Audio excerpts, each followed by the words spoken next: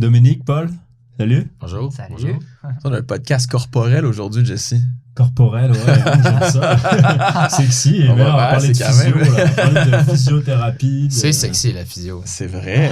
En fait, c'est une de mes missions d'entreprise. De rendre ça sexy. Rendre la physio sexy. Mais comment tu fais? Comment je fais? Je sais pas, là, mais faut pas qu'il y ait des murs beige avec des rideaux. Faut pas que ça a l'air d'un hôpital. Est-ce que tu mets du Barry White en fond de tes Reels bientôt? Ou Non, mais c'est une bonne idée. Je vais prendre des notes. En tout cas, on est content de vous recevoir, les gars, aujourd'hui. C'est cool, ça va être scientifique un peu. Donc, il y a moins de niaiseries qui vont être dites aujourd'hui, mais plus de faits et de choses intéressantes. Mais tout d'abord, présentez-vous, messieurs. Qui êtes-vous? Que faites-vous? Que mangez-vous en hiver? Je vais? OK. Écoute, moi, je suis kinésiologue, spécialisé en préparation physique.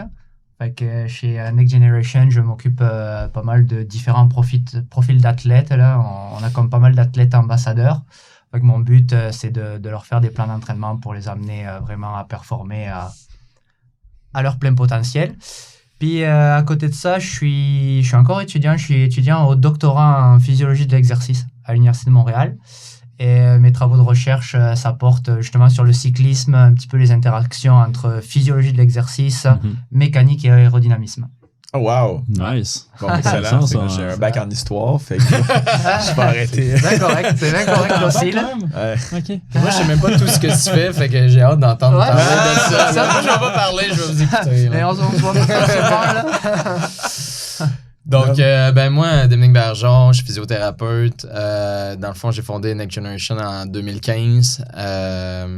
Je travaille avec des athlètes de tous les sports, des athlètes professionnels, amateurs, des gens de tous les jours. Je travaille avec des cyclistes, des coureurs, des joueurs de hockey, CrossFit. On a des fighters aussi. Donc, je me suis impliqué dans beaucoup de sports. Puis, je trouve ça intéressant, en fait. Il y a plein de choses d'un sport à l'autre. C'est très niché, chacun des sports, tout le monde, c'est des petites communautés. Puis, les différents sports se parlent pas nécessairement tout le temps. Puis, il y a quand même quelque chose que j'aime d'aller chercher. Ouais. Puis, des fois, il y a des choses qui sont très bien appliquées dans un sport, puis ils ne sont pas dans l'autre. Puis, je trouve ça intéressant de pouvoir mélanger tout ça. Puis, j'aime ça avoir une clientèle variée. Nice. Puis, c'est ça. J'aide les gens à accomplir des objectifs complètement fous. Fait que c'est pour ça que je t'ai intéressé de discuter avec vous autres. Donc, ouais, ça me fait poser une première question par rapport à ça. Comme là, moi, je me suis mis à faire un peu plus de gym, mais depuis l'été passé... Ouais, ça paraît, hein, les gens qui regardent sur YouTube. Mais dans le fond, c'était vraiment plus pour... j'ai l'impression, tu sais, le vélo, j'ai l'impression de tout le temps perdre la masse musculaire, d'avoir moins de tonus. Oui, t'as les jambes, travailler les jambes, mais le haut du corps, j'avais aucune résistance en haut du corps, de rien du tout. Je faisais de l'ultra-distance, j'avais mal tout le temps. Et justement, je pense que le cyclisme a beaucoup à apprendre du gym.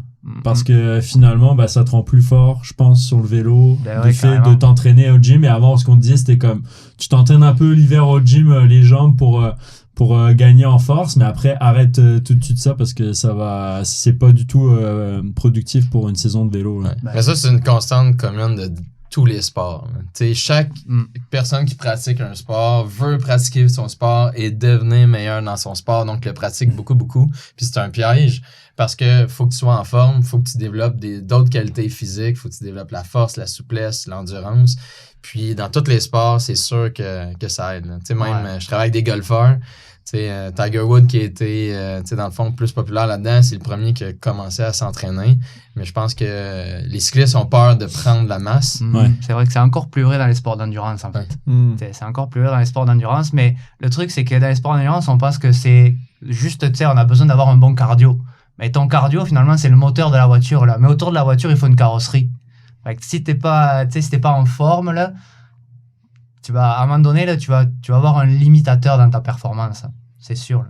Puis la peur de prendre du poids, là, c'est que même quelqu'un, mettons un bodybuilder, c'est extrêmement dur de prendre du poids. Fait que même si t'en prends, mettons un peu dans ton off-season, aussitôt que tu vas rentrer du volume, tu vas reperdre ton poids, mais tu vas avoir une espèce de mémoire, tu sais, que tu vas faire, que tu vas garder cette puissance-là, tu sais, quand même. C'est de la force que tu auras gagné, tu auras pris un peu plus de poids, mais un peu plus de force, puis tu peux maintenir ton taux ouais, en plus, je pense pas qu'il va y avoir tellement de gains de poids. Non, franchement, t'as plus de chances de prendre du poids en genre mangeant mal qu'en allant t'entraîner au gym, là, tu vois. Je prends les exemples, il y a des... Comment il s'appelle, là? C'est pas un Norvégien qui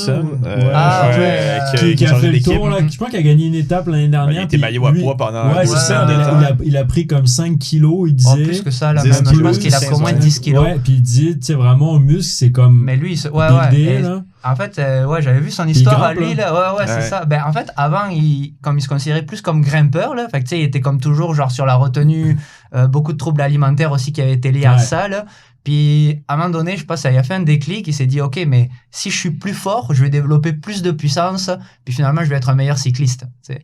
Puis c'est pas mal un modèle en fait dans les pays scandinaves là, tu sais, le fameux modèle norvégien là, ça se base beaucoup là-dessus. Eux autres, ils pensent que finalement, l'important c'est d'avoir le carburant qu'il te faut pour performer là. Finalement, peu importe le poids que tu fais, ça va toujours être des watts relatifs au poids du corps que tu vas pousser là. Fait que, est-ce que t'es mieux de peser 80 kilos et de développer 400 watts ou de peser 50 kilos mais d'en développer que 200 là, tu sais. À un moment donné, ça dépend aussi le type de course que tu veux faire là. C'est sûr que si tu veux faire que des ascensions de col, c'est peut-être pas le meilleur. On s'entend qu'on n'a pas des grimpeurs ici. Ouais, non, mais c'est ça.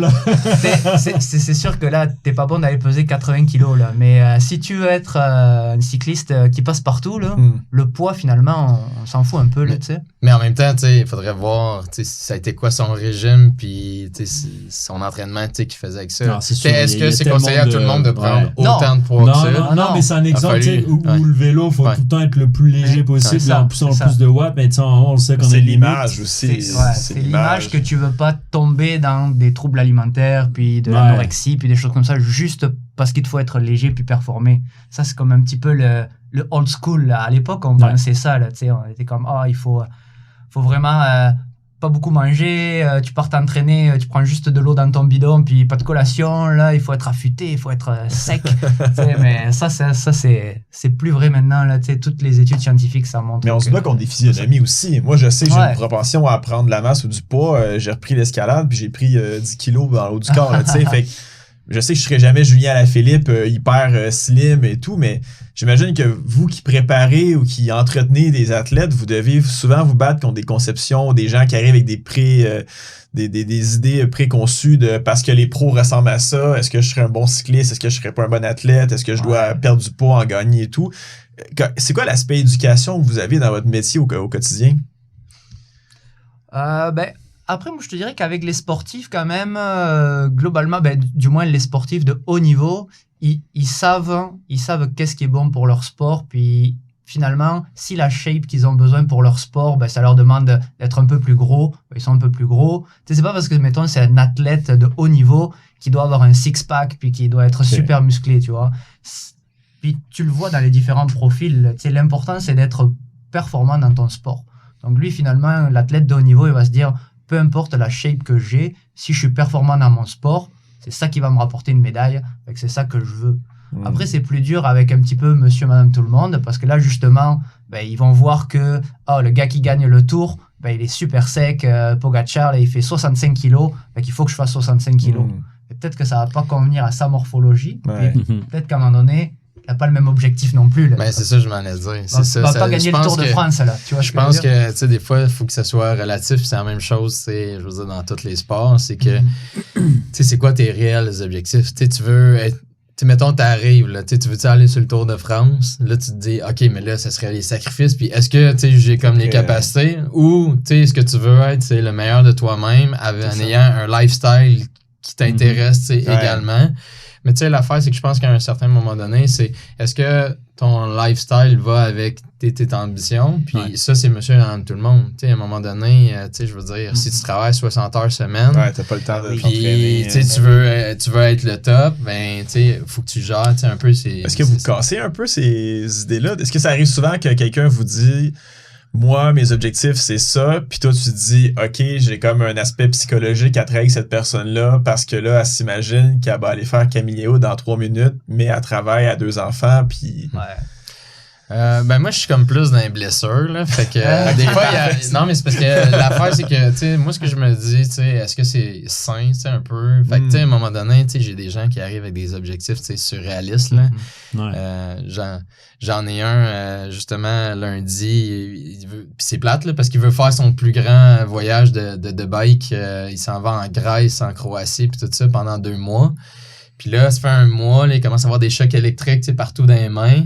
Puis, tu sais, les chocs électriques, ça peut venir de son coup, ça peut être, tu sais, quelque chose de quand même fragile. Puis là, j'ai dit, tu sais, on va essayer de faire, là, on a 2 semaines. Tu sais, fait que là, l'affaire, c'est que, tu sais, je pense que je suis capable de t'aider, tu sais, en 2 semaines. Est-ce que ça va toffer, tu sais, la run? Mais là, tu sais, honnêtement, j'ai dit, tu sais, faut quand même que tu fasses attention à ta santé, là. C'est pas, tu gagnes pas ta vie, tu sais, avec ça, là. Si tu as des problèmes le reste de ta vie à cause que tu fais ton voyage, ça c'est pas nécessairement bon. Mais là, j'essaie d'amener des pistes de solutions. Fait que j'ai dit, tu sais, au début de ton voyage, il va falloir que tu paces un peu, tu sais, ton voyage. Donne-toi plus de break, quitte à y aller, tu sais, plus tranquillement. Parce que lui, ton plan, c'était, ben, regarde, je vais y aller jusqu'à temps que ça casse, puis au pire, je vais revenir plus tôt. Mais tu sais, moi, j'étais comme plus, pace-toi au début, puis peut-être que ton corps va s'adapter, puis tu vas t'en aller, tu sais, vers la bonne direction.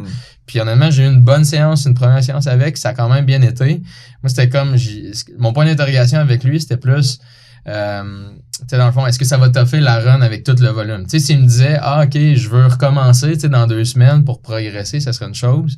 C'était plus ça mon point d'interrogation parce que là, je connais même pas son bike fit aussi. Il y a beaucoup de points d'interrogation, là. Fait que. C'est un peu comme quelqu'un qui Google un mal. Ah, j'ai mal à la tête, puis là, finalement, ça t'annonce le diagnostic, la fin des temps. T'as pas tous ses paramètres, t'as pas son historique médical, t'as pas, comme tu dis, son vélo, son entraînement. Mais moi, j'ai tendance à quand même dire la vérité aux gens, là. Peut-être qu'il y a des gens qui me détestent. Je pense qu'en fait, c'est que les gens, tu sais, me connaissent un peu pour ça, c'est que je vais te dire, tu sais, qu'est-ce qu'il y en a.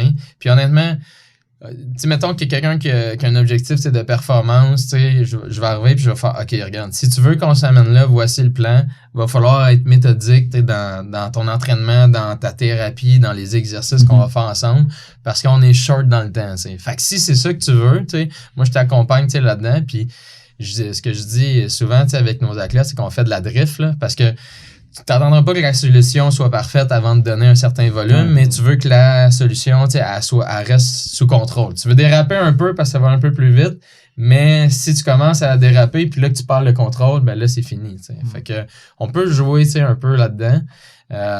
Mais, tu sais, ça dépend toujours, tu sais, les objectifs de la personne. Des fois, mettons avec des plus jeunes, tu sais, des fois, c'est des parents qui sont avec les plus jeunes.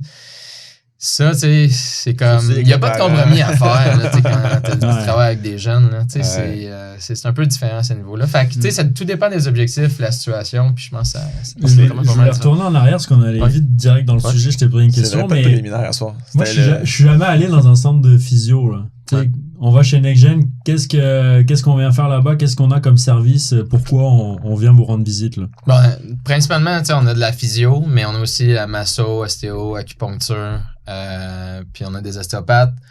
Depuis 3 ans, on a des entraîneurs aussi dans notre centre de performance. Fait que Paul, dans le fond, justement, travaille plus avec nos athlètes, mais on a des gens de monsieur, madame, tout le monde. Moi, je pense qu'une des choses qui nous différencie, c'est qu'on a des services vraiment spécialisés, tu sais, par sport. Fait que, tu sais, on a vraiment, tu sais, des physios. Puis moi, je suis un peu hyperactif des sports, là. Puis pour moi, c'est un peu comme la bouffe, là. C'est que, tu sais, à un moment donné, tu sais, tu peux... Je sais pas, là, tu sais, je sais pas. Tu pourrais manger du gâteau au chocolat, c'est bien bon, mais à un moment donné, tu tannes, puis là, tu passes à d'autres choses. Fait que l'affaire, c'est que j'aime toucher un peu à tout, mais je suis bon dans rien. Mais mon sport, à la base, je vais au hockey. Mais tu sais, je m'entraîne depuis que je suis vraiment jeune, puis depuis je suis physio, je traite beaucoup de coureurs, fait que j'ai commencé la course, fait que là, j'ai un vélo aussi, je me suis acheté un vélo à la COVID. Fait que j'en fais un peu aussi, mais j'aime le golf. Fait que l'affaire, c'est que ce qui arrive, c'est qu'on a plein de services, tu sais, mettons, pour les coureurs. Fait que dans le fond, on va avoir vraiment un service qui est spécialisé pour ça. On fait les positionnements à vélo, mais aussi on accompagne, tu sais, dans le fond, des cyclistes puis des triathlètes. On a un bassin de nage aussi. Fait que dans le fond, on fait les analyses de nage. Ça, c'est un programme qui m'a pris 3 ans à bâtir parce qu'il n'y avait pas vraiment de programme pour les physios. Fait qu'on a refait de l'analyse biomécanique, on a regardé, dans le fond, les études là-dessus, on a travaillé avec des experts, puis on a monté notre propre programme par rapport à ça.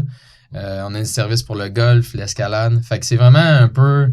on est allé dans chacune des niches, puis moi, je peux pas être partout aussi. Là, fait que j'ai des physiothérapeutes qui sont vraiment comme passionnés dans chacun de ces sports-là. Puis je pense que c'est quelque chose d'important. Que, mettons, nos physiothérapeutes qui font des bike fit, ils trippent tout genre sur le vélo. Puis ceux qui sont dans l'escalade, ils trippent tout sur l'escalade. Puis il y en a qui s'achevauchent. C'est pas parce que tu es dans un sport que tu as une étiquette. Mais je pense que c'est un peu ce qui fait la différence. Fait qu'il y a plein de services variés. Côté entraînement, toi, Paul... Ouais, ben côté entraînement, c'est vrai que ça fait 3 ans qu'on a démarré ça, là. Ouais. Fait que, on entraîne aussi monsieur, madame, tout le monde qui veut venir avoir un entraîneur personnel. Là, on peut les prendre en charge. Je sais que maintenant, on a un service aussi pour des plans alimentaires avec Gab. Donc, tu sais, c'est pas juste réservé vraiment aux athlètes non plus, là. Après, tu sais, on a du monde des fois qui est référé justement par les physios pour continuer un petit peu leur rehab après avoir fait leur protocole de physio. Puis ce qui est bien aussi, c'est qu'on a quand même des athlètes, vu qu'on est quand même assez porté sur les sports là, chez Next Generation. Donc on a des athlètes dans plusieurs disciplines et là c'est un petit peu comme notre vitrine, puis c'est vraiment plus préparation physique. Peut-être t'es capable de tout faire là. Tu sais, tu peux venir là pour avoir des programmes d'entraînement. Ouais, c'est ça. Tu peux faire comme du renfo, des choses comme ça. Fait, genre... t'as plusieurs options. Soit tu peux venir nous voir, tu viens nous dire moi j'ai un gym à côté de chez moi mais je sais pas quoi faire, fait que est-ce que vous pouvez me faire un plan d'entraînement? Puis on te fait un plan d'entraînement, on te suit, mettons peut-être à toutes les 2 semaines ou tous les mois. Tu peux dire moi je veux m'entraîner avec vous parce que j'aime pas ça m'entraîner seul, fait que je veux prendre des entraînements privés, fait que je vais venir 2 fois par semaine. Ou alors ça peut être aussi des plans dans des sports un peu spécialisés. Nous on est quand même assez porté sur les sports d'endurance, donc mettons t'es un coureur, t'es un cycliste, t'es un triathlète, t'as des objectifs, tu sais pas trop comment t'entraîner dans ce sport spécifique, fait qu'on va te faire un plan pour ce sport spécifique. Et en plus aussi, on te fait toujours un petit plan dans le gym parce que on part du principe qu'on a besoin de ça, là, mais c'est sûr que ça dépend aussi de ton moment dans la saison. Là. En pleine saison de cyclisme, je vais pas te faire aller 3 fois au gym dans la semaine. Là. C'est certain, là, moi je le fais pas, fait que je vais pas le faire aux autres. Donc c'est pas mal ça, là, on offre comme plein de services d'entraînement. T'as le bike fitting, t'as sûrement la technique de nage, t'as la technique de course, j'imagine aussi. Technique de course. T'as le plan nutrition. Puis après, tu soignes les bobos, tu peux relaxer aussi nerveusement avec la masso. Ce qu'on met en place, on met en place aussi tout un service d'évaluation pour tes zones d'entraînement. Est-ce que vous faites les VO2 max ou lactate? On est en train de monter un lab dans le fond. On monte ça là, la VO2, ça c'est geek là. Ça c'est cool ça. Je pense que le lactate là, c'est là. Fait qu'avec des plaques de force, des encodeurs linéaires pour voir ta puissance. Après ça, tu sais, dans le fond, tes tests de lactate, VO2 max. VO2 max. Qu'est-ce qu'on a d'autre? Après, plus pour tes plans d'entraînement dans le gym aussi, on va t'aider à déterminer tes charges maximales. On va faire des profils vraiment de puissance, force, vitesse, dépendamment les sports que tu fais, si c'est explosif, pas explosif. Moi, j'ai une question à $1 million pour vous, messieurs. Yes. Là, moi, j'ai un gars de feeling des fois. Est-ce que vous, en tant que préparateur sportif, physio, entraîneur et tout, c'est quoi votre rapport par rapport à la data et la donnée? Parce que je trouve que je regardais l'autre fois un vieux film de Paris-Roubaix, Un dimanche en enfer. Tu sais, les gars, man, ils sont là, il n'y a pas de compteur, ils savent pas ce qu'ils font. Tu sais, t'as Eddie Merckx qui est un peu maniaque de ses hauteurs et tout, mais tous les autres, ils vont au feeling. Quelqu'un qui vient vous voir puis qui dit « Moi, je veux faire la race across 300 km, je suis un cycliste correct. » Tu sais, quel genre de rapport tu dois enseigner à cette personne-là par rapport à regarde ta data de puissance, ta VO2 max, à quel point ça crée du white noise ou à quel point ça... moi, en tout cas, j'essaie de m'accommoder avec tout le monde. C'est sûr que moi, je suis full data, là, tu sais, je te disais, je suis un doctorat en physiologie de l'exercice. C'est sûr. Fait que j'adore les datas, genre, je code des trucs, tu sais, j'analyse des données, fait vraiment, tu sais... Mais l'autre fois, par exemple, il y a une personne, sa rencontre initiale, là, je lui dis est-ce que tu connais ta fréquence cardiaque max? Non. Est-ce que tu connais ta fréquence cardiaque minimum? Non. Connais tes données de base, comment tu t'entraînes? Je fais 1 heure de bike là, sur Zwift, là, je mets Zwift, tu fais 1 heure de bike. Ok, bah écoute, on va te monter un plan d'entraînement quand même, là, on va pas te laisser comme ça, là, on va faire peut-être avec des ressentis, tu sais, si tu veux faire des intervalles un petit peu, bah, tu sais, on va te le mettre petit à petit, on va te dire, ah ben là, fais 20 minutes où tu te sens un petit peu essoufflé, puis 10 minutes où tu es moins essoufflé, tu sais, on va comme... Jouer dans les zones, essayer d'étalonner, c'est voir ça, c'est puis quoi ton... l'éduquer un petit peu, là, tu sais, comme qu'elle comprenne son feeling, puis peut-être qu'à un moment donné, s'il faut, ça va lui tenter finalement d'avoir une montre qui va lui donner la fréquence cardiaque et de se dire, ah ben oui, là je suis dans la bonne zone, je suis pas dans la bonne zone. Mais même ça, là, tu sais, quand tu suis tes zones, moi je dis toujours à mes athlètes de pas être trop freaky parce que t'es genre 5 pulsations au-dessus ou 5 pulsations en dessous, là, tu sais. Ça... Moi, je te dirais, je vois quand même pas mal le contraire. Je vois, tu sais, vraiment, tu sais, des gens qui ont des montres, qui ont trop de data. Ah oui, ça, puis ça vient anxiogène. C'est puis ça. l'affaire, c'est que trop savoir, c'est pas nécessairement... Ouais. Puis souvent, c'est même pas pour... il n'y a pas de programme d'entraînement derrière. C'est comme, OK, j'ai vu ma moyenne cardiaque. On va prendre les watts sur le vélo. J'ai fait tant de watts. Ouais. Mais tu sais, il n'y a pas de structure, il n'y a pas d'entraînement, il n'y a rien. Puis le but, ça va être de faire la moyenne la plus haute ou le max le plus haut. Mais en même j'ai temps, pas fait 30 km/h tu te rends compte moindrement que tu as un plan d'entraînement, que tu fais des intervalles intenses, finalement, ta moyenne globale est peut-être plus basse parce que quand tu as fait tes moments de récup, tu étais un peu plus bas que si tu avais fait une moyenne haute tout le long, mais tu étais en zone 3 puis que tu as fait des watts incroyables. Mais c'est sûr que 90% du monde s'entraîne mal. Ils respectent pas les zones d'entraînement et tout ça. Ça, c'est certain. Là. Si tu roules à la moyenne, en plus, c'est comme si tu l'enfer, roules à la moyenne et surtout finalement dans les sports d'endurance, là, ils sont jamais en endurance, les gens. Tu te crames tout le temps. Ils se crament tout le temps parce qu'ils veulent avoir fini leur sortie à 30 de moyenne, parce que sur Strava, ils veulent pas avoir plus bas que leur copain. Mais ça, c'est quand même important. C'est parce que c'est vraiment moi, je pense que il y a un juste milieu, comme là-dedans. J'ai l'impression que des fois, les gens, ils deviennent... C'est comme du voyeurisme par rapport à leur data. Plutôt que... Faut que tu saches c'est quoi les lignes directrices, tu sais, là-dedans. Puis, tu sais, mettons, dans un monde idéal, selon moi, tu sais, t'aurais un coach qui analyse tous les datas, puis qui interprète ça, puis qui travaille, tu sais, mettons, avec son athlète, puis sans trop y en donner, mais tu sais, j'ai analysé les trucs, on revient un peu là-dessus, puis ça dépend vraiment, tu sais, de la personne, tu sais. Parce que avoir trop d'informations, c'est pas nécessairement meilleur. Tu vois, c'est les publics. Parce que, tu sais, je veux dire, moi, ma montre, je m'en sers, je dors avec, fait que je vois mon niveau de récupération, ma fatigue, fait que je me dis, OK, peut-être qu'aujourd'hui, il faut que je me calme, ou non, aujourd'hui, je peux faire un gros entraînement de cochon, mais je vais pas aller mettre mes scores de sommeil sur Facebook. Tu sais, genre, ça reste à moi, fait que cette donnée-là, mais par contre, c'est vrai que tu dis, OK, je me fais un entraînement de cochon, puis là, tu regardes tes watts sur Strava, puis t'es genre, ah, ben, je vais être content que les gens regardent ça. Mais tu sais, t'as même pas la pression sociale. Mais 100%, mais genre, on est tous victimes. Mais il y a tellement de gens qui me disent, il y a plein de gens qui me disent, ça vaut-tu la peine un power meter? Ça souvent, c'est les gens qui s'entraînent par eux-mêmes, tu vois, parce que si t'as un coach, il faut faire confiance à ton coach. Tu vois, parce que si te dit, finalement, dans ta séance, tu peux avoir fait une séance à genre peut-être 25 de moyenne, mais s'il faut dedans, tu as fait des intervalles à genre 500 watts. Là, tu vois c'est le nombre de temps que tu es... Ben, tu travailles la VO2 max, c'est le nombre de temps que tu es resté en VO2 max qui est importante. Là. C'est sûr que ce gars-là, là, qui va avoir fait son 25 de moyenne, mais s'il faut son entraînement, il va être full pertinent, super bien structuré. Mais sur Strava, il va voir son collègue qui a 30 de moyenne, qui finalement, lui, il a peut-être juste roulé pour taper un 30 de moyenne.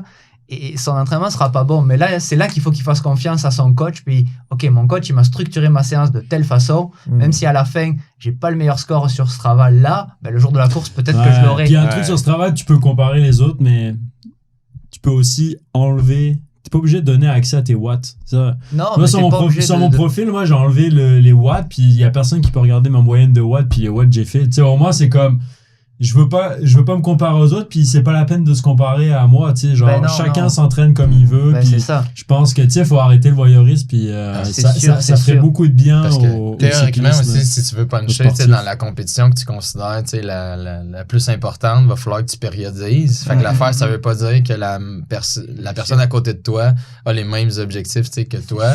Puis ça, je parlais avec un athlète de nage justement, puis c'était la même chose, c'est qu'il était comme toutes mes compétitions sont importantes. Mais l'affaire, c'est que si toutes tes compétitions sont importantes, il n'y en a aucune qui est importante. C'est ça, c'est certain. Tu peux pas être au sommet de ta forme tout le long. J'avais connu à l'époque, tu sais, quand je m'entraînais, tu sais, il n'y avait pas Strava, il n'y avait pas de réseaux sociaux. On prenait un carnet, là, puis on mettait nos kilomètres, la fréquence cardiaque moyenne, max, tous les jours, moi aussi, quand je le poids, la fin de la semaine et tout, mais il n'y avait que toi qui le connaissais. C'est ça. Et ton entraîneur, à la limite. Et ton entraîneur. Et là, tu faisais de l'entraînement en club. Puis, comme on disait, puis nous, on se moquait tout le temps. T'avais tout le temps le champion de l'entraînement. C'est ça. Le gars, Non, il mais est c'est tout ça. le temps devant, dans n'importe quel boss, n'importe quel exercice et tout. C'est, Mais à la cour, genre moi, j'étais comme mid-pack à l'entraînement, puis à la cour, j'arrivais à être devant ces gars-là. Puis en fait, c'était même risible. Et puis ce gars-là, maintenant, tu regardes ses watts, ils doivent être incroyables à l'entraînement. C'est ça. Puis il serait idolâtré. Mais avant, c'était comme, ok, c'est champion de l'entraînement. Par contre, la course de dimanche, il va la perdre. il va la perdre. Mais tu sais, c'est. Mais Là, ça, on c'est est parce rendu qu'il où craquait, faut- genre, psychologiquement, Ouais, ou parce que c'est Ben, tu sais, c'est il y, dur à a- il y a- dire. il y a le psychologique, la Ouais, course, c'est c'est la course en vélo de montagne ou en route, t'as comme le placement, t'as Bah la oui. technique, Ouais. tu sais, il y a plein de choses. Ah ouais. là. Tu sais, comme on voit, il y a des gens qui font des watts incroyables sur Zwift, Ben oui, puis c'est pas quand pour tu autant vas que c'est rouler avec des- eux dehors, des c'est pas athlètes, pour là. autant que... Pensez-vous Ils qu'il y sont a, plus rapides. il y a plus de blessures qu'avant? Je m'explique dans le sens où, comme on parle que les gens souvent se surentraînent ou ils veulent bien performer, Ouais. moi j'ai l'impression qu'il y a plus de fatigue, donc peut-être plus de blessures qu'avant, ou c'est... Je pense pas. Je pense qu'il y a plus de gens qui pratiquent peut-être le sport. Il y a peut-être plus de gens qui sont comme amateurs, qui veulent s'entraîner, tu sais, comme des athlètes. Puis moi, je pense que, en fait, c'est souvent la zone intermédiaire. Tu sais, quand t'es un débutant, tu le sais que t'es un débutant. Puis quand t'es un pro, t'es genre entouré comme un pro. Ouais. La transition du milieu, c'est quand tu commences à penser que, mettons, que t'es bon, puis là, que tu l'es pas si bon que ça. C'est là que tu sais, tu vas augmenter tes volumes en feu trop rapidement. Ouais. Tu n'as peut-être pas justement un coach rendu là. Tu vas Ouais. essayer d'en faire par toi-même. Fait que peut-être qu'il y a plus de gens, mais je pense que les gens sont plus informés, fait qu'ils Ouais. consultent plus tôt. Fait que je pense pas qu'il y a beaucoup plus de Il y gens a qui plus font de la d'informations prévention. maintenant, ouais. Mm. C'est ça, je pense que l'information, c'est quand même bien. Puis est-ce qu'il y a plus de gens qui consultent? Peut-être oui, mais est-ce qu'il y a plus de gens qui sont blessés? Moi, je pense moins, là. Pour le volume, le pourcentage, mais j'ai pas de chiffres là-dessus. Là. Je sais pas si t'as- Non, j'ai pas tant de chiffres non plus, là, mais je penserais pas non plus qu'il y ait plus de blessures. Là. Ok. Mais, tu sais, l'affaire, c'est que, moi, d'un sens, moi, je suis quand même quelqu'un d'excessif dans la vie aussi, là. Fait que, tu sais, l'affaire, c'est que je comprends, tu sais, ce que je vous dis là, moi, je vous le dis, mais avec moi-même, faut que je le gère, tu sais, aussi, à l'intérieur. Des fois, faut que tu te regardes comme une troisième personne. 100%. Puis genre, justement, si t'étais ton coach, qu'est-ce que tu te dirais, tu sais, aujourd'hui? Mais non, c'est ça. C'est drôle parce qu'on en parle tout le temps. Je pense que pendant 3 années, mes 3 ou 4 premières années de vrai entraînement pendant l'hiver, je bunkais.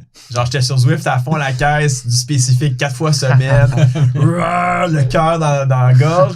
Puis à chaque année, j'appelais Jess, puis j'étais comme, Jess, genre, mes jambes, je suis mort, là, je suis plus capable, les watts, ils rentrent plus, puis rien. Puis t'es comme, ben, man, c'était sur Là, t'es en février, t'as le temps. Et là, ça fait 2 ans que je suis capable de, tu sais, faire du deload, de m'entraîner, de checker mes ondes, de refaire des tests, de comprendre et tout. Mais ça m'a pris des années avant de réussir à faire ça. Et je me dis, il y a des gens que ça doit prendre une vie, là. Genre, tant qu'ils vont pas voir un coach. Moi, je dirais, aller voir un coach, là, ça va Ouais, faire sauver ça. tellement de temps. Genre, c'est... Puis, tu sais, l'affaire, c'est que, tu sais, c'est sûr qu'il y a des gens qui n'ont pas d'assurance, là, mais tu sais, souvent, tu sais, je veux dire, s'ils viennent nous voir, on est capable de quand même faire des reçus. Mais tu sais, même à ça, juste en termes d'éducation et tout ça, je pense que, tu sais, d'avoir des connaissances. Après ça, tu peux essayer, tu sais, de le gérer, tu sais, par toi-même. Puis, tu sais, t'as pas besoin nécessairement, tu sais, d'avoir un suivi qui est comme à toutes les semaines aussi. Mais si t'as des connaissances, tu sais, de base, ça peut déjà, tu sais, comme t'aider. Ouais. Mais si t'as pas de coach puis personne pour te le dire, puis à un moment donné, de dire, OK, là, t'es en surentraînement, faut que tu sois capable de te le dire à toi-même. Mais je pense que c'est important. Tu vois, je prends le principe. Moi, le sport, tu sais, avant, oui, tu sais, tu fais du vélo, tu veux performer et tout, mais pour moi, le sport, comme je dis à chaque fois, c'est mon assurance maladie. Ouais. C'est-à-dire que Ça, c'est si je veux être sérieux dans mon sport, je vais quand même faire attention à ce que je mange, à ce que je bois. Tu sais, tu vas pas être dans l'excès, tu vas être... Tu sais, des fois, tu vas te dire, ouais, je suis trop intense, mais quand tu te compares, des fois, à la masse de la population, tu te dis, en fait, t'as l'impression que t'es intense, mais en fait, tu l'es pas, là. Tu sais, tu bois pas tant, puis tu manges pas tant, puis c'est ça. Mais juste ça, cette rigueur-là, ça fait que tu vas être moins malade derrière, puis tu paieras pas des fortunes à une clinique privée parce que t'es malade, puis qu'il y a pas de place dans le public. Donc, en bout de ligne, si tu prends un entraîneur, tu te fais suivre, tu sais, pas nécessairement assidu, mais tu sais, quand même de manière régulière pour savoir où est-ce que tu t'en vas. Bah, ça va t'aider. Tu sais, je prends aussi l'exemple tu sais, de la nutrition où tu sais, tu parles à quelqu'un. Maintenant, tout le monde est spécialiste de la nutrition. Tout le monde te dit il faut manger ci, ça.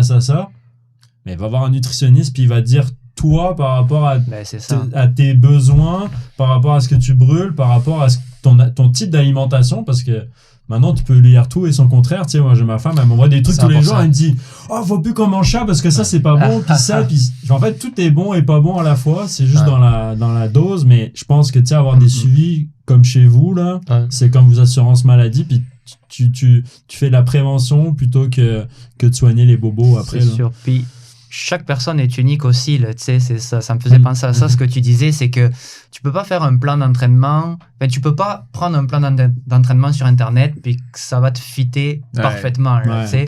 Ça va dépendre déjà de ton background, ça va dépendre si tu as des antécédents de blessures, ça va dépendre des objectifs que tu vas avoir, combien de temps tu as à t'entraîner par semaine, parce que, tu sais, il faut être réaliste, là. Il y a du monde, ils ont peut-être que 10 heures à consacrer à leur entraînement, il y en a, ils vont en avoir 15, il y en a, ils vont en avoir 20, tu sais, on n'a pas tous les mêmes... ça dépend ce que tu fais. C'est ça dépend de ton travail. À un moment donné, on travaillait en magasin, je regardais, je faisais comme 10-15 km par jour des fois, là, c'était fou. Puis tu sais, je pouvais pas m'entraîner tant que ça, mais tu sais, je m'entraînais déjà à rester debout puis à marcher. Finalement, je m'entraînais 5-6 heures puis j'étais en forme. Après, je me suis mis à faire un travail en bureau, tu restes assis toute la journée. Non, c'est sûr. Et là, t'as besoin de bouger, puis à chaque instant de ta journée, il faut que tu ailles marcher, faire quelque chose pour faire en sorte que tu sois actif. Mais là, tu fais mettre plus d'heures, par exemple. Mais là, tu vois, par exemple, c'était comme ça, si tu as un boulot super exigeant déjà, puis tu vas sur Internet, tu dis, je vais prendre un plan d'entraînement pour faire mon premier ultra, puis là, ça te dit d'aller faire 300 km par semaine. Ouais. C'est comme... Bonne chance. Ok, tu vois. Là, il faut que tu gères tes attentes, puis tes objectifs, il faut que tu te fasses un plan, puis tu l'individualises. C'est pas c'est ça. Peut-être qu'en s'adaptant, en te mettant, normalement, on va faire un petit peu moins de longue distance, on va en faire plus des intervalles. En fait, on va le construire pour toi, ça sera individualisé à toi, là, tu sais. Puis, tu sais, mettons, si je peux revenir là-dessus, c'est que, tu sais, mettons, justement, tu fais un PhD, puis moi, j'ai fait une maîtrise, tu sais, aussi en physio. C'est que la science, en tant que telle, c'est, tu sais, je sais pas si vous venez de la courbe normale, c'est, tu sais, on dit que quelque chose va être significatif. Fait que si t'es dans la courbe normale. Mais l'affaire, c'est que tu commences par ça parce que les probabilités font que ça va marcher, tu sais, mettons, avec toi. Mais la réalité, c'est qu'il y a tellement de variables. Tu sais, dans un laboratoire, tu isoles des variables, 1, 2. Là, l'interaction de toutes ces variables-là, c'est très difficile. Puis c'est là que souvent notre expertise est là, qu'on fait comme, OK, mais dans ton cas, tu sais, on a vu des trucs. Puis là, on commence par la base. Tu sais, puis dans une rehab, tu sais, dans le fond, c'est souvent ça. On va faire de l'exercice parce que l'entraînement, c'est ce qui est le plus montré. Mais là, après ça, on va rajouter des petites choses. On va faire des tests. On va l'adapter. OK, ça marche plus, ça marche moins. Tu fais prendre, tu sais, la même chose. C'est sûr. Puis c'est ces adaptations-là, tu sais, qu'on peut pas te mettre dans un moule puis un template puis dire voici la formule. Puis une étude scientifique, tu peux faire dire n'importe quoi, tu sais, dans le sens dépendamment de l'interprétation. Tu sais, tu vas pouvoir dire OK, ouais, mais là, l'échantillon était pas bon sur un sens. Là, après ça, tu vas pouvoir dire, mettons, ce que l'étude voulait dire. Fait que des deux bords, tu pourrais faire dire, tu sais, n'importe quoi à cette étude-là. Puis souvent, ce que je trouve, c'est en ce moment, c'est que pas qu'il y a de la désinformation, mais c'est qu'il y a beaucoup de pseudo-experts. Et pour moi, des pseudo-experts, c'est des gens qui comprennent pas les data. C'est juste pas parce que tu fais un cours de fin de semaine puis que tu apprends ça, tu sais, comme là, que tu es rendu, tu sais, un expert puis que tu l'appliques. C'est qu'ils comprennent pas. Ils n'ont pas joué avec ces datas-là. Tu sais, autant que Paul, il joue avec, tu sais, au niveau de l'entraînement que moi, tu sais, au niveau, tu sais, de la rehab. Mais l'affaire, c'est qu'on les connaît un petit peu quand on fait des petites modifications puis des trucs comme ça.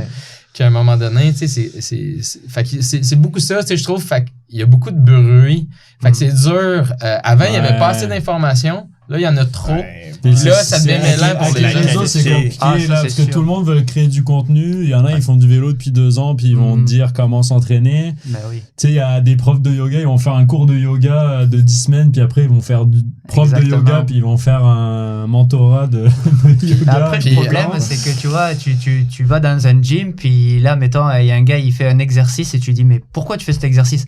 Ah ben là, je l'ai vu sur TikTok, là, tu vois. Puis ça, c'est une affaire, là. Il sert à quoi l'exercice? Ça, c'est malade, parce qu'en plus, c'est que, tu sais, TikTok, c'est fait pour attirer ton attention. Ben, fait que l'affaire, c'est que le monde sont rendus qui font des exercices complexes avec des élastiques, des affaires, puis des trucs comme ça, mais t'es même pas capable de faire ton squat normal. Tu sais, commence par apprendre. C'est déjà très technique faire un squat, tu sais, puis les gens le sous-estiment.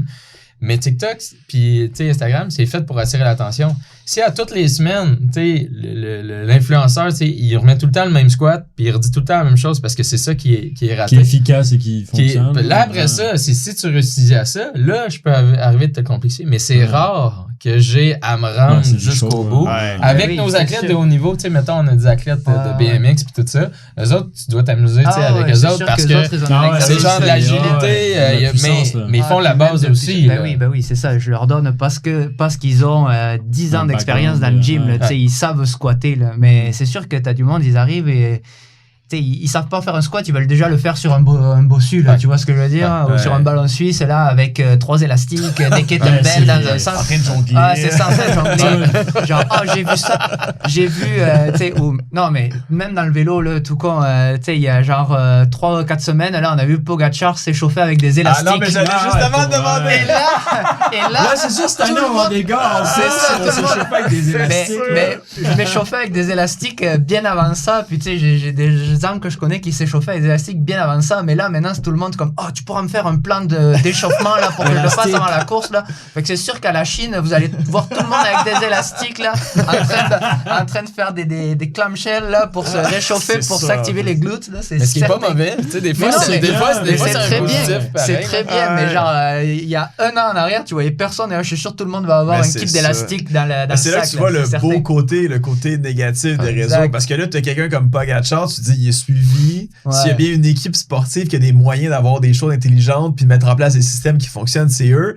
Mais à côté, tu vas avoir l'influenceur qui a juste une bonne caméra puis qui est capable de monter des trucs cool, qui va dire à peu près n'importe quoi. Tu sais aussi, mettons, c'est pareil, si tu voyais Pogacar jongler sur un bossu avec une jambe en l'air, tu te dirais il faut que je le fasse. Mais peut-être que lui, c'est un athlète professionnel, tu vois ce que je veux dire? Puis ça, il y a quand même un bon point là-dedans, dans le sens que des fois, les gens, mettons, ils veulent suivre ce que les athlètes les plus haut niveau ils font. C'est ça. Mais est-ce qu'ils sont les athlètes, mettons, à leur plus haut niveau parce qu'ils ont des capacités exceptionnelles, mais leur technique ou des trucs, c'est pas parfait, mais leur capacité surcompense là-dedans. Est-ce que si on faisait des modifications là-dedans, ils seraient encore plus performants? Des fois, on le sait pas. Là, honnêtement, là, j'étais allé 2 ans au CrossFit Games, puis je voyais encore des athlètes là-bas quand même vraiment bien classés faire des stretching statiques avant d'y aller, quand c'est vraiment prouvé scientifiquement hors de tout doute que ça enlève de la puissance. Contre-indiqué pour la performance. Moi, j'arrive là, puis j'étais plus jeune aussi, puis j'étais comme, je peux pas croire que j'arrive à ces plus hauts niveaux, là, puis qu'il y a encore des trucs comme ça. C'est lui dans sa croyance, il pense que c'est la malchance de pas le faire. Le haut niveau, là, c'est pas pour ça qu'ils sont suivis par les bonnes personnes. Là. Des fois, ça peut être celui qui a la grosse réputation, mais il y en a qui surfent sur leur réputation longtemps. Mais même, des fois, on a des athlètes là, qui viennent nous voir comme je suis sur l'équipe canadienne de natation, tout ça. T'as déjà fait de l'entraînement dans le gym? Non, là. T'as un programme structuré, là. J'en ai un sur l'équipe nationale. On lui a fait sauver 1 seconde. Ça fait 2 mois qu'on travaille avec. On lui a fait sauver 1 seconde sur son sprint. Genre sur 23 secondes. C'est genre énorme. Mais oui. Mais juste parce que il avait pas la mobilité, pour le faire. Puis là, justement, j'ai parlé à Gab aujourd'hui au niveau de son entraînement. Puis il fait même pas rien en puissance. Non, c'est ça. Il fait du bench press. Là, je suis comme, mais à quel point? Puis c'est pas mauvais de faire du bench press, mais il y a 20 d'autres affaires. C'est ça, parce que l'entraînement, la préparation physique du moins, c'est comme l'entraînement dans le sport spécifique, ça se périodise. Ouais. Tu vois, et c'est souvent le monde, il pense que je fais la même affaire tout le temps au gym, toute l'année, là, que je sois en saison, off-saison. Ton corps il s'habitue aussi. Là. Ouais, ton corps il s'habitue, puis au bout d'un moment, tu stagnes, là, ça va pas être efficace. Il faut le périodiser comme tu périodises un entraînement de vélo, des intensités, des périodes où c'est que tu roules. Parlons concret pour les gens qui vont nous écouter. Là, et là, je sais qu'on peut pas généraliser. Okay? Parce que si on pouvait généraliser, vous auriez pas de job, là, comme vous l'avez dit plein de fois. Mais mettons quelqu'un qui veut faire de l'ultra. Moi, je vais faire mon premier 300 km. C'est quoi pour vous un off-season qui est payant? La personne te dit, j'ai 10 heures semaine pour m'entraîner. Tu sais, je parle 10 heures, c'est pas mal, là. Ben, écoute, c'est quand même pas bien, mais tu sais, entraînement, après ça, récupération, stretching, entraînement en à côté. Comment vous auriez tendance à construire ça? Parce que moi, v'là 5 ans, j'aurais fait 10 heures de vélo. puis j'aurais mangé bien, puis j'aurais dormi 8 heures par nuit, puis là, j'aurais bunké rendu en février, tu sais. Aujourd'hui, beaucoup de stretching, tu sais, je fais de l'escalade maintenant complémentaire, je travaille plus la musculation et tout, donc... Comment tu verrais ça, comment vous verriez ça, un 10 heures? Vas-y, côté entraînement, parce que je pense que c'est ça qui intéresse tout le monde. Ouais, Après ça, la physio, je vais rendre ça sexy. c'est ça. Mais un peu de surcharge pour qu'il y ait une petite blessure. C'est ça. Sur la blessure, la c'est ça. prévention. Donc oui, gros volume, 10 heures par semaine et après tu vas voir tu vas voir d'homme en physio. Non, mais c'est sûr que ça se construit. Là. Ben, déjà, bien dormir, bien manger, ça c'est la base. Là. Donc déjà, dans ça, t'étais dans le vrai. Là, c'est comme la base de la récupération. La récupération, c'est comme genre un triangle, tu vois. Puis à la base, c'est nutrition, sommeil, ça c'est sûr. Après, les affaires de stretching, foam roller, des bains froids, ça marche chauds. les bains froids vraiment? C'est un mythe ou... Il y a comme un Moi, je mets mon opinion là. là-dessus, là, mais on peut fight là-dessus. Non, mais On va avancer. En fait, c'est pas prioritaire. OK. Mais un bain froid, tu sais, c'est un trend. L'affaire, c'est que le bain froid, ce qu'il a tendance à faire, c'est à aider ta récupération, mettons, en court terme. Fait que, mettons, j'ai un athlète qui fait vraiment beaucoup de volume, tu sais, en une courte période de temps, ça va tendance à le flusher, puis ça va tendance à augmenter sa récupération. Par contre, dépendamment de ce que tu veux faire, ça va avoir un effet anaboliste, dans le fond, sur ta musculature. Fait que si t'es off-season, puis t'essaies de prendre de la force, mais l'affaire, c'est peut-être pas la bonne affaire de faire ça, tu sais, comme à tous les jours. Parce que ça vient stresser ton organisme. Ça vient chercher ton système sympathique, tu sais, dans le fond, le système, tu sais, qui fait que t'es en alerte. Puis c'est pour ça que tu te sens bien après, parce que t'es sur l'adrénaline, tu sais. OK, c'est un adrénaline. Ouais, c'est ça. Fait que ça a des bons côtés. Je suis pas contre les bains froids. Je pense que, tu sais, je veux dire, ça existe depuis vraiment longtemps, puis que là, c'est rendu un trend. C'est quoi le nouveau trend, le gars qui se met en face dans un... vous avez vu le gars? Oui, c'est 3 heures. Voyons, Logan Paul. Pour nettoyer la peau, là. La caricature. Ouais, c'est ça, ouais. C'est le malade, il s'en met partout. Voilà. Fait que bon, un bain chaud, un froid, on passe. Mais mettons, c'est sûr que ça va dépendre vraiment si toi t'y crois. Il y a un gros effet placebo là-dedans. Ouais. Mais nutrition, sommeil, c'est sûr. Et on va dire après tout ce qui est justement bain froid, bain chaud, pressothérapie, tout ça, les guns de massage. Si tu crois et que ça te fait du bien, fais-le. Il ne va pas y avoir d'effet contre-indiqué. OK, là, dans ma question, j'ai une sous-question. J'ouvre une autre parenthèse. C'est quoi la portion? Parce que, non, mais Il y a beaucoup de moi, j'ai plein de questions. Là, on va revenir aux 10 heures après, on va aller tantôt à Masso. Mais la portion de je le fais avec le sourire, je suis bien, je suis heureux, genre, je suis en équilibre dans ma vie, est quand même importante. Ah, c'est sûr. Parce que quelqu'un qui s'entraîne puis qui est genre, ça me tente pas, je suis fatigué, faut que je m'oblige, faut que je le fasse. C'est certain. Versus dire, je suis un équilibre, je suis bien dans ma relation de vie, j'ai des bons amis, ma job c'est cool, je suis heureux de le faire, c'est un complément qui m'amène du bonheur. Oui. Aujourd'hui, j'ai un entraînement qui va être difficile, mais je vais passer à travers. Non, c'est ça. Il faut te rappeler pourquoi tu le fais. Là. Ouais. C'est pas notre job d'aller faire des ultra-distances. Là. On va pas être payé là, à la fin de la course. Ouais. Mais je pense que c'est ta perception, parce que l'affaire, c'est que, si déjà en partant, tu te dis, si tu le sais que ça va être difficile, parce que c'est pas vrai que, genre, les athlètes, je veux dire, ils ont toujours le goût de faire du workout. Si tu track, un peu tes données, puis tu le sais que t'es quand même dans des trucs. Mais l'affaire, c'est que si tu fais, ton training, puis je veux dire, tu le sais que ça va être difficile, mais tu t'as le bien fait après. Puis après ça, t'es quand même zen, t'es content de l'avoir fait, genre, puis t'es comme, OK, c'est bon, je continue. Versus, est-ce que t'es comme en train de t'enfoncer tout le temps, puis tu brouilles du noir de plus en plus, ou c'est un petit peu plus difficile, t'arrives des trucs, mais là, après, t'es quand même content de l'avoir fait, puis là, tu build up, puis de façon générale, faut que t'aimes ce que c'est un peu comme ta job. Ouais. Non, mais c'est vrai. Oui. Si tu te lèves tous les matins, tu sais que ça va être cool en général. Il y a des moments où il va falloir que c'est un peu plus pénible. Il faut que tu clôtures un dossier. Faut que tu le fasses, mais tu le fais, puis à la fin, t'es fier. Mais c'est ça. Mais quand tu broies que du noir, souvent, ça va pas. Je pense qu'il faut que tu trouves. Puis là, ça va encore avec tes ambitions, tu sais, à un moment donné, puis ton lifestyle, puis ce que tu veux faire. Fait que ouais. Et souffrir avec le sourire. Ouais, exact. Ben oui. Mais si ça te fait plaisir si tu le fais, c'est ça. Si ça te fait plaisir de le faire, c'est ça qu'il faut. Là, C'est sûr que ça va pas être tout le temps cool. Là, il y a des entraînements qui vont être durs. Ça va être pénible. Là, tu vois la grosse séance avec des intervalles là, des 30-30. Mais souvent, moi j'adore tous les intervalles de moins de 1 minute. genre péter des wattages de fou pendant 30 secondes, mais un 5 minutes en zone 4, 3 fois en entraînement, moi, je vais pleurer. Genre, je vais... Ouais, mais quand tu l'as fait, après, t'es content. Oui, mais... Et quand tu l'auras fait pendant un mois, mais c'est tu ça. vas voir que tu vas être capable de le tenir. Il va en falloir, c'est ça, il va en falloir passer par là. C'est l'entraînement qui te fait peur. Moi, je déteste, moi, les 5-10 minutes, les FTP tests. Mais psychologiquement, ce que t'as comme pas le goût de faire aussi, c'est ce qui va t'amener comme les meilleurs résultats, puis tu repousses la limite. Quand t'en fais, c'est ça, tu vois, là, j'ai comme un entraîneur qui me suit depuis cet hiver, puis il me faisait faire que des trucs comme ça, genre des... Tu sais, ça faisait longtemps que je faisais plus de VO2 max, puis des zones de FTP, genre longues. Au début, genre, je crois que j'allais vomir, là, puis j'étais comme désagréable. C'est certain. Puis de semaine en semaine, ça allait mieux. Puis maintenant, je prends genre plaisir, mais maintenant, il me met d'autres exercices que j'aime pas. Mais tu sais, au bout d'un moment, t'aimes ça, puis ton corps, de toute façon, c'est que des adaptations, en fait. Mais pendant que tu le faisais, peut-être que tu l'aimes pas, mais finalement, quand t'as fini ta séance, content, là, parce que je l'avais terminé. C'est là, tu vois, là où ça commence à nuire, c'est si tu finis ta séance et que tu te dis, ou tu le mets un peu, souvent, c'est que tu surestimes tes valeurs, puis des fois, t'es mieux de mettre un petit peu moins pour terminer tes séances. Parce que, genre, pas pouvoir les terminer ou que ce soit un défi. Ouais, c'est sûr que si à toutes les semaines tu les termines pas, c'est qu'il y a un problème. Mais à un moment donné, tu sais, ça arrive à tout le monde. Tu seras jamais fier. Non, mais tu sais, c'est comme la base de données sur Zwift où tout le monde veut dire j'ai la plus grosse FTP. Ben, à un moment donné, je pense que t'as plein de gens, ils doivent mettre 10, 20, 30 watts de plus de FTP. Finalement, leurs exercices, ils sont basés par rapport à ça.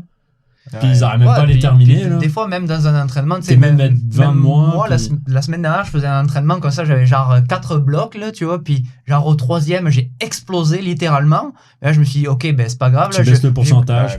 J'ai coupé à la moitié, tu vois, de mon bloc, j'ai pris du repos, puis finalement, le 4e, je me suis dit, allez, c'est bon, je repars, je le fais. Et puis, tu sais, je l'ai fait, et puis là, je suis comme, oh cool, tu sais, j'ai réussi à tenir mon dernier bloc avec les pourcentages que je devais faire. Là, c'est ça. Ou des fois, moi, je me sens pas capable de le faire, puis je baisse le pourcentage. C'est ça. Mais moi, je suis capable de le faire. Sinon, j'aurais arrêté c'est ça. Tout de suite, là.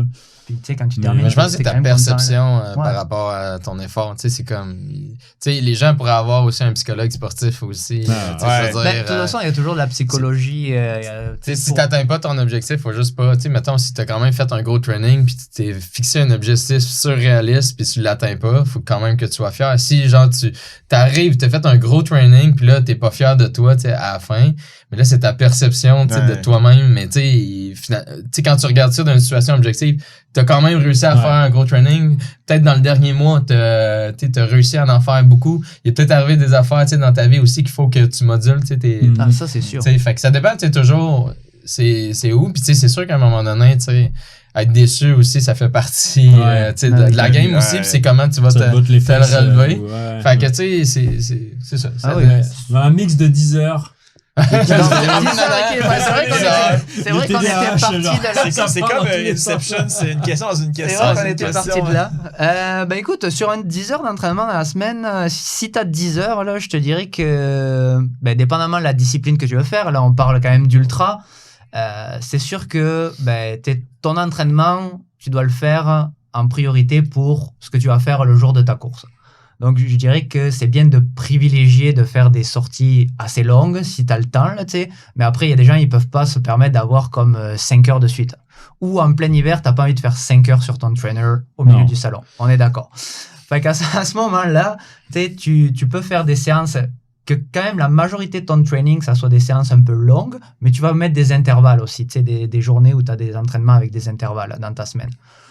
Je dirais en off-season, tu peux aller au gym 2 fois par semaine. Là, ça me paraît être un bon compromis là, parce qu'on s'entend que des fois, les cyclistes, c'est pas des gars de gym. Là, on n'aime pas y aller trop souvent. 2 fois, ça me paraît réaliste. Fait que, si tu fais comme 4 à 5 fois du bike, 2 fois du gym, là, tu dois pas être loin de 10 heures. Tout ce qui va être récupération, on avait dit nutrition, sommeil, ça c'est sûr, c'est la base. Après, par exemple, un peu d'étirement, un peu de foam roller, là, ça c'est facile à faire. Ça, en fait, il faut essayer de se créer, mettons, une routine. Pas le faire directement après ton entraînement, pas le faire avant, mais tu peux te trouver un petit moment. Voilà, soit le soir, soit le matin. Le matin, mettons, tu te lèves un peu plus tôt, tu déjeunes, tu fais ton foam roll, tu fais tes étirements, puis après tu pars à la job. Ou le soir, avant, ou même en écoutant la télé, là, tu peux le faire, ça prend pas très longtemps. Là. Moi, tu vois, foam roller puis balle. Tu sais, honnêtement, les stretching, c'est pas la chose, tu sais, qui est comme la plus efficace pour gagner, tu sais, de la mobilité. Puis je suis pas contre le yoga. Le yoga, tu sais, c'est bon. C'est juste que il y a quelque chose, dans le fond, quand tu fais un étirement, ça étire ton muscle au complet. Mais il y a des fibres qui sont un peu plus raides, puis il y a des fibres qui sont un petit peu plus lousses. Puis dans le fond, ce que ça fait, c'est que dans ton muscle, il y a en fait, en physique, tu appelles ça le coefficient d'élasticité. Ce que ça dit, c'est que si tu étires, mettons, un élastique raide qui est attaché à un élastique qui est lousse, tu vas étirer beaucoup l'élastique qui est déjà lousse. Fait que dans le fond, quand tu fais du yoga, la consigne, c'est que tu vas faire un étirement qui est long et progressif, tu vas le laisser comme ça. Fait que tranquillement, pas vite, même si tu as étiré beaucoup celui qui est déjà lousse, tu vas le faire un petit peu sur celui qui est raide. Mais avec la balle, dans le fond, c'est que tu es capable d'aller vraiment cibler la région. Fait que oui, tu peux, mettons, je voudrais faire mon pec, amener mon bras dans une position d'étirement. Ouais. Mais si je fais la pression, c'est que je vais aller être capable de travailler directement la zone où c'est raide. Puis quand on travaille en physio, nos techniques pour aller mobiliser les tissus, c'est exactement ça. On combine des stretching avec des points de pression. Fait que l'affaire, c'est avec le temps, on est capable d'éduquer les gens à devenir vraiment, vraiment bons. Puis on peut savoir, dépendamment du sport qu'ils font, il y a des tensions qui ont tendance à revenir de façon naturelle, je te dirais. Fait que dans le fond, c'est qu'on est capable de cibler les choses. Fait que moi, de façon générale, j'ai tendance à dire aux gens de faire un 5-10 minutes par jour de balle ou de foam roller directement pour avoir un équilibre de vie. C'est de le rentrer. Il y a une accumulation que tu vas faire au niveau de la semaine. Fait que dans le fond, si tu as 3 minutes, dans le fond, moi je mets des balles partout, là, je suis comme un écureuil. Là, fait que, il y en a dans mon char, il y en a partout, j'en cache. Puis là, quand j'ai 1 minute, j'en fais. Des fois, c'est 2-3 minutes. Honnêtement, tu pourrais avoir un meeting, un téléphone, tu pourrais faire la balle. C'est sûr qu'au début, il y a une courbe d'apprentissage, mais honnêtement, avec une balle, pour moi, c'est comme un gros pouce. Je peux faire quasiment tout ce que je veux comme une technique de physio. Fait que c'est un peu ça qu'on essaie d'apprendre aux gens. Mais, fait que c'est ça. Un 5-10 minutes, je pense que ça peut être vraiment, vraiment efficace. Puis après ça, ce que je dis, puis t'es pas obligé de faire les mêmes muscles la même journée. Tu peux te choisir des cibles qui arrivent dépendamment. Tu fais de la muscu la veille. Fait que là, si t'es raqué de la veille, mais il y a peut-être des muscles que tu vas vouloir aller travailler comme un petit peu plus. Puis 1 à 2 fois semaine, mettons, tu voudrais rajouter la fin de semaine de plus de temps, mais là, tu fais comme une demi-heure, puis là, tu fais full body, genre, tu passes à travers tout, puis là, tu peux mettre des exercices d'étirement, là-dedans, aussi, c'est possible, de le faire, mais je pense qu'avec la balle, je veux dire, puis le foam roller, on peut en faire vraiment, vraiment. Ouais, c'est sûr, c'est sûr. De toute façon, c'est la base, là, moi, je dis tout le temps au monde, commence par ton rouleau, puis ta balle. Puis, si tu as envie de faire des étirements un petit peu, mais plus dynamiques, en plus, moi, je conseille que des étirements vraiment passifs comme ça, là, juste plus pour aller gagner, finalement, un peu de range of motion. Surtout avant tes trainings. C'est ça. Fait que, c'est ça que... le fameux élastique de Pogacar. Mais, donc, c'est vraiment à petite dose, mais répétée. C'est ça, c'est comme une petite routine. Là. C'est comme tu vas te laver les dents avant d'aller au lit, tu peux faire un 5 minutes de rouleau ou de balle. Là, exactement. Ça devrait pas, ça devrait pas faire partie de ton training, c'est ça. Ça devrait juste faire partie de ton mode de vie. Ouais, exactement. Tu dois l'incorporer. Puis il y a aussi les gars dans massage que j'ai pas nécessairement parlé. Mon opinion là-dessus, pour vrai, c'est vraiment un bon gadget. Je t'écoute parce que moi, j'adore le mien. Ouais. Franchement, c'est vraiment un bon gadget. Moi, de façon générale, dans le fond, ce que je recommande, c'est d'acheter un bas de gamme pour quelqu'un qui commence. T'as pas besoin d'acheter le gun nécessairement à 700$. La grosse différence entre les deux, ça va être la batterie, la durée de vie. Après ça, il y a aussi la force à laquelle tu vas pouvoir le faire. Fait que moi, dans le fond, si tu fais vraiment beaucoup de vélo, puis je veux dire, tu fais un ultra, honnêtement, t'es supposé d'avoir des radars. Fait que ça vaut la peine de peut-être acheter un mid-range. Mais le commun des mortels, dans le fond, ce que je dis, achète un gun qui est bas de gamme. Puis si tu passes au travers, ben peut-être parce que la batterie a marché, ben peut-être que, puis honnêtement, à 100$, tu passeras pas au travers en bas d'un an. Fait que l'affaire, c'est que ça va quand même valoir la peine. Fait que c'est souvent ça que je donne comme conseil. Mais c'est pratique. C'est très pratique, mais ça remplace pas la balle. Ce que j'ai tendance à conseiller aux gens, c'est commencer avec le gun parce qu'il y a de la vibration là-dedans. Ça a tendance à relâcher parce que, mettons, si tu imagines, je sais pas, un quad, là, tu le coupes comme ça, t'as comme la région superficielle. Fait que le gun, dans le fond, ça va vraiment être bon pour tout ce qui est superficiel. Mais à un certain point, quand tu rentres vraiment deep dedans, c'est que ça chatouille, ça fait mal en même temps. Fait que tu réussiras pas à rentrer si profond que ça. Avec la balle, j'ai l'impression que, tu sais, en plus, quand tu fais le gun, il y a la vibration. Ouais, c'est ça, il n'y a pas le côté vibration. Ça engourdit un petit peu. Fait que là, après ça, tu vas pouvoir aller avec la balle puis aller rechercher plus en profondeur. Tu fais un combo. Mais là, tu fais quoi avec la balle, avec la cuisse? T'es allongé? Couché sur le... Ben, en fait, c'est le fond. Avec la balle, tu peux tout faire. Mais avec le gun, va te faire un muscle dans le dos avec le gun. Ben, j'arrive à faire le trapèze, mais tu sais, va te faire un rhomboïde là avec le gun. Avec la balle... souvent, les quads, c'est le foam roller. Mais honnêtement, un moment donné, j'avais fait une blessure de ski, puis j'avais des raideurs qui étaient accumulés, puis honnêtement, je sentais plus le rouleau, puis c'est la balle qui a vraiment fait la différence.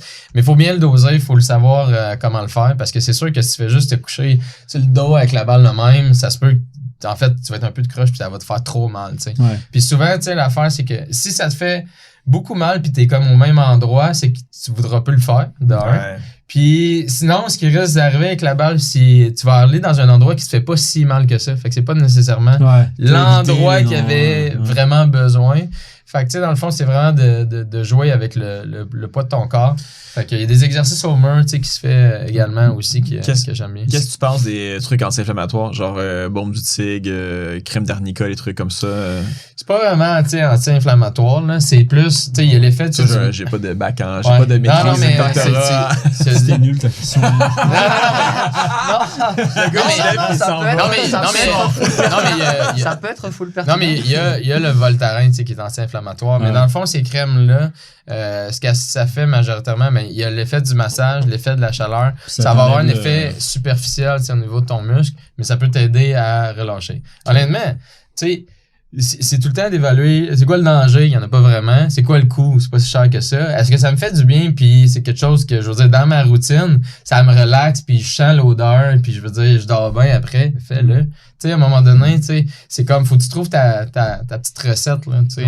Qu'est-ce qui te donne un peu de plaisir? Ouais, mais aussi. Mais la balle puis le roller, c'est comme le massage, dans le fond? Ouais, c'est exactement, c'est le bal d'automassage. Exactement. Fait que c'est le même principe. Fait que le but, c'est d'enlever, tu sais, le plus de raideur possible. Je sais pas si... En tout cas, tu sais, dans le fond, c'est que si j'étire ça de même puis je m'en viens comme ça, ben le point de pression, il s'en va, tu sais, directement à l'endroit où est-ce que je le fais. Mon beau-père, qui est un vieille école, me dit toujours, quand tu te masses, c'est toujours vers le cœur. Envoie tout. Pour la circulation, ça fait revenir le sang. Ça aussi, t'avais entendu ça. Non, mais ça, c'est pas ton flushing. C'est parce que dans le fond, ça, c'est pas pareil. C'est pas le même... C'est ça, ça dépend de ce que tu recherches. Tu sais, dans le fond, si tu veux faire un flushing, puis dans le fond, tu sais, mettons, t'es après ta course ou t'as fait un gros workout, tu vas aller faire un massage, ils vont ramener, tu sais, dans le fond, ils vont augmenter la circulation sanguine, puis on va aller vers le cœur. Si tu fais la balle, ça va être plus du thérapeutique. Ton objectif, c'est pas nécessairement, tu sais, d'augmenter, tu sais, la récupération, puis ton blood flow. Ton objectif, ça va être de, comme, venir masser pour enlever, tu sais, une raideur. Ça change pas grand-chose à ce moment-là. Fait que ça dépend de ton objectif, ça. OK, puis là, je vois le temps passer. J'aimerais qu'on parle un peu blessures reliées au mauvais fitting vélo, au mauvais positionnement. Le vélo, c'est un sport qui est sans impact, là, c'est pas comme courir. Donc, il y a beaucoup de gens qui s'y mettent en se disant j'ai eu une blessure ou ci ou ça. Mais le nombre de fois que quelqu'un m'a écrit ou m'a appelé ou m'a demandé quelque chose parce que mal aux fesses, mal au bas du dos, mal au poignet, mal au cou. C'est quoi vos conseils? C'est quoi vos recommandations pour des gens qui ont ces douleurs-là? Parce que moi, je dis toujours, t'es jamais censé avoir mal sur un vélo. C'est pas normal de souffrir. T'es censé souffrir des poumons, du cœur. T'as des douleurs. Oui, mais t'es pas censé avoir mal tout le temps au bas du dos, au cou, au poignet ou... Je pense que Dom, il va être meilleur pour répondre, mais tu disais que c'était pas un sport d'impact, mais c'est quand même un sport répétitif. Bon, ça y est, moi, tout ce que je pense... Je vais revenir là-dessus. Attends une minute, je vais même revenir là-dessus. Imagine, parce que tu fais, mettons, tu tournes mais tes c'est jambes vrai, à 90 tours de pédale minute. C'est beaucoup. Ok. Ça fait énormément Tu de fais une rotation. sortie de 2 heures. Ah ouais, Combien de tours t'as fait de pédale? Beaucoup de tours. Fait que ton genou, il a bougé pas mal de Ouais, tu fois. fais la là, version par Cross exemple. Québec, tu fais 300 km, C'est vrai. 10 heures, 12 heures. Mais c'est pas un impact comme C'est pas courir un au impact, sol. Non, mais c'est ça. répétitif, Oui, oui, c'est ouais. cyclique. Puis moi, je vais vous dire, combien de cyclistes vous connaissez qui a jamais fait une chute? Aussi.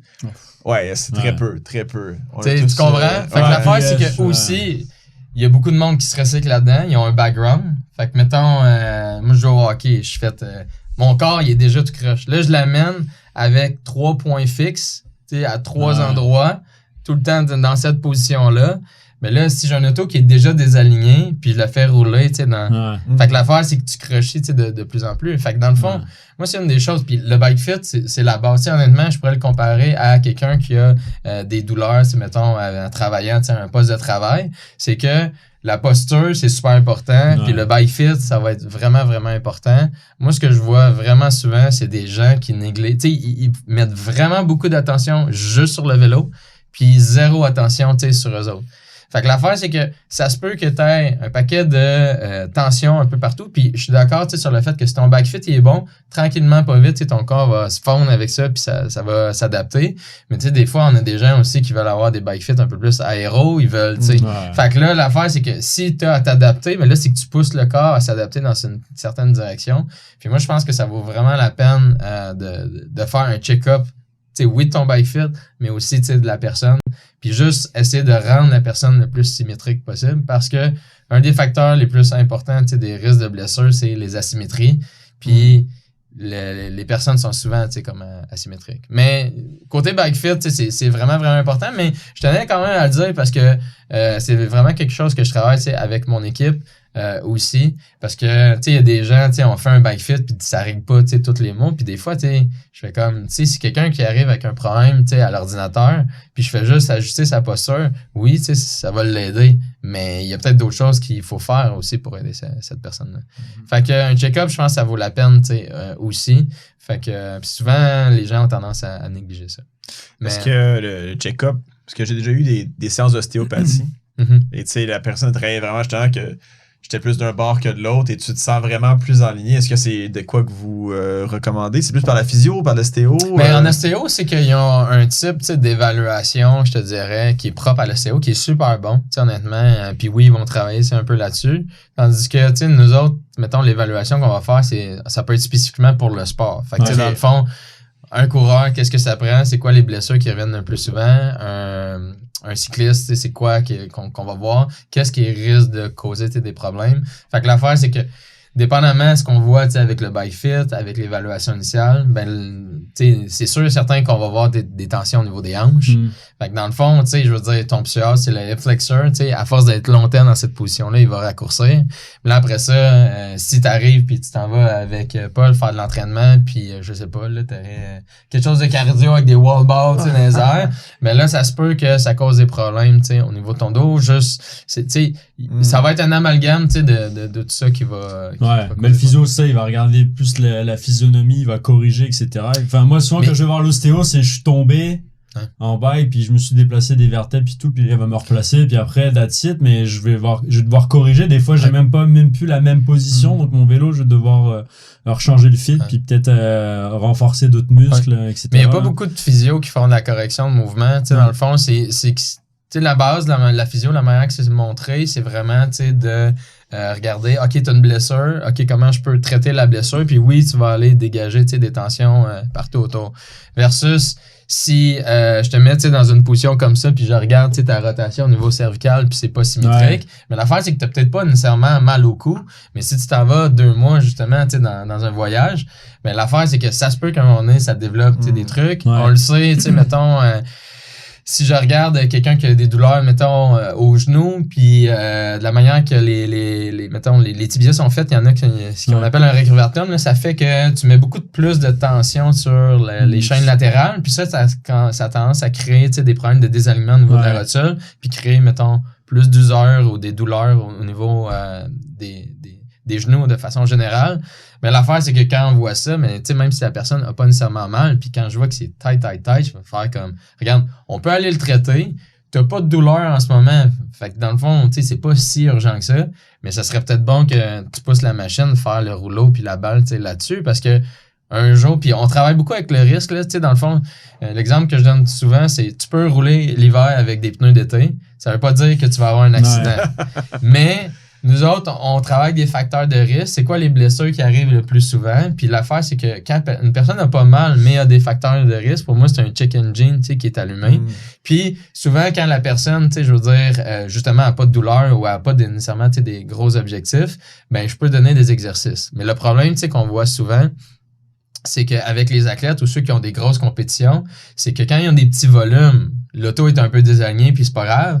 Puis là, l'affaire, c'est quand on augmente les volumes, tu sais, c'est là que les bobos, ils ressortent. Mais c'est parce que c'est des choses qu'on aurait pu régler, tu sais, au préalable. Mais c'est quand que les volumes sont gros, c'est souvent un mois, tu sais, avant ton épreuve. Fait que là, les gens arrivent un mois, ça pète un peu ta performance, là. On est obligé de ralentir les volumes. Fait que, tu sais, dans le fond, c'est un peu ça qu'on essaie de gérer. Puis, faut analyser le mouvement. Faut regarder, OK, c'est quoi les blessures qui arrivent le plus souvent. Tu sais, ton bike fit, est-tu correct? OK, on s'enligne où avec ça? Puis, c'est quoi les prérequis que ça te prend, mettons, pour être confortable, tu sais, aussi sur ton vélo? Fait que c'est un peu tout ça qu'on regarde. C'est un gros mythe de penser que ça te prend une blessure pour aller voir un physio, au final. Ben moi j'y crois pas, là. Fait que, non, mais c'est parce que c'est extrêmement dur de démontrer que la physio, ça aide à faire de la prévention des blessures. C'est déjà difficile de montrer que la physio, ça aide à guérir des blessures. Fait qu'au niveau scientifique, c'est encore, tu sais, très, très faible. Mais l'affaire, c'est que il faudrait faire des études d'envergure, prendre des gros groupes, les traiter, avoir des groupes contrôle. Il y a ceux que tu traites, il y a ceux que tu traites pas. Puis là, il faudrait, quand tu arrives à 50 ans, OK, lui, y a-tu de l'arthrose dans la hanche? Lui, il l'a pas. Tu sais, mais tu peux le voir aussi, tu sais, avec les analyses de posture, tu sais, quand tu fais du vélo, de la course ou de la nage, hein, j'imagine, là, tu sais, comme moi, j'avais le problème quand je courais au niveau en France, là, je forçais tellement sur mes jambes puis mes genoux ils rentraient en dedans, je faisais tout le temps une tendinite rotulienne. Et en fait, j'ai fait pendant 6 mois, j'ai fait de la physio où ils m'ont renforcé je faisais des exercices pour renforcer l'intérieur du quadri là, mais ça faisait un mal de chien là, puis j'ai eu des tendinites longtemps, mais tu sais, si j'avais eu peut-être cette prévention avant, j'aurais renforcé ça avant d'avoir ces problèmes là. Puis tu sais, après t'es comme sous cortisone, etc. parce que tu sais, t'as vraiment de la douleur, ça peut être de la prévention. Non, c'est sûr. Et en plus, déjà, imagine que c'est dur d'aller voir un physio en prévention, alors d'aller voir un gars qui fait de la préparation physique en prévention, c'est encore pire, tu vois.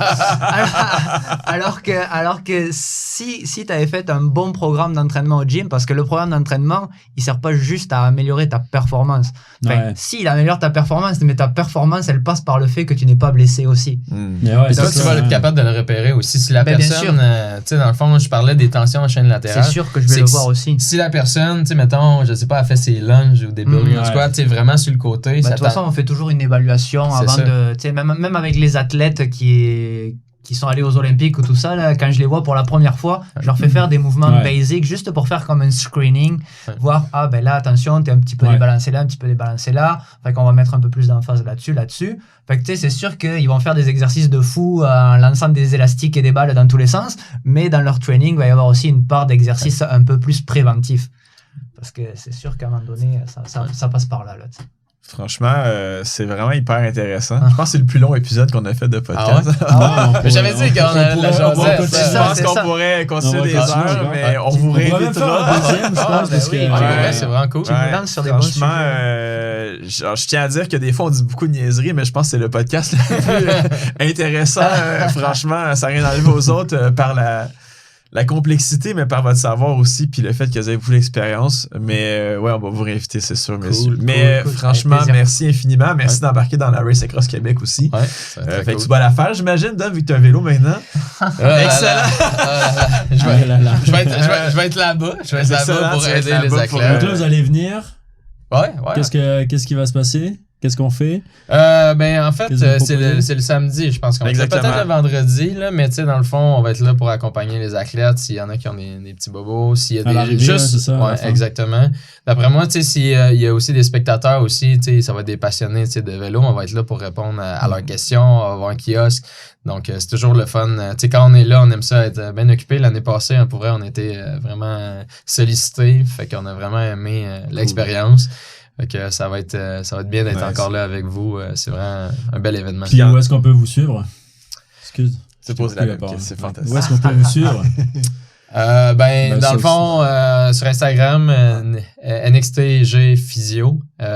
Sinon, le mien, dom.nxtg Physio. C'est pas mal ça, mon identité. J'existe pas sans la compagnie. C'est malade. C'est ça que ma blonde a dit, par exemple. Ton ami a changé, Ouais, c'est c'est NXT ça. maintenant, Ouais, c'est exact. nice. Paul, est-ce qu'on te suit par les mêmes réseaux? Vous pouvez me suivre, bien sûr, sur mon compte à moi, sinon, là, paul.ab. Ah, c'est pas NXT? Non, c'est pas NXT, moi. ABET, c'est Ok, mon nom de ABET. famille. Mais sinon, je suis souvent en collaboration sur les vidéos de NextGen. Fait que, Cool. Puis sur le site internet, ça, vous avez un site internet avec toutes les infos. Ouais, si les gens veulent prendre rendez-vous, dans le fond, c'est la même chose, www.nxtgphysio.com. Mais honnêtement, je pense que si les gens veulent apprendre à nous connaître, on est vraiment, vraiment actifs sur nos médias sociaux. Fait que ça montre vraiment nos couleurs. Le site web, c'est bien aussi. Ouais. On explique Non, mais c'est plus vrai en qu'il veut faire la profondeur. totale, là, genre être suivi de A à Z. Là. Ouais, non, c'est ça. Fait que, écoutez, peu importe où vous allez nous C'est trouver. Super, on va mettre les liens sur l'épisode du podcast. Ben, merci à vous. Super, plaisir. excellent. Merci Merci. beaucoup. Bye. Très apprécié. Vraiment cool.